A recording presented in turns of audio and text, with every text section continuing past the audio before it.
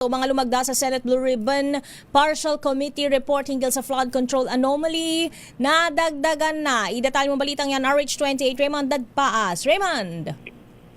Ms. Thea, malapit nang makuha ang kailangang bilang ng mga signatures pabor sa partial committee report ng Senate Blue Ribbon Committee hinggil sa mga anomalyang flood control projects. Ito ang inanunsyo ni Senate President Pro Tempore Pangilinan Lacson na siyang chairman ng komite. Matapos itong madagdagan ng dalawa mula kina Senate President Vicente Tito Soto III at Senador Erwin Tulfo. Dagdag ito apat na sina Senador Bam Aquino, Kiko Pangilinan, Risa Ontiveros at Lacson. May dalawa kasamang miyembro ng Senate Blue Ribbon Committee ang nagpahayag ng kahanda na lumagda sa partial committee report. Kung sakali ay naging 8 na, ang pirma sa report ay sana lang ang kailangan maabot ang 9 para mai-report ito sa Senate plenary. Sinabi ni Lacson na hindi siya maninipilhod sa mga kasamaang senador na pumirma dahil nire-respeto niya ang kanilang desisyon.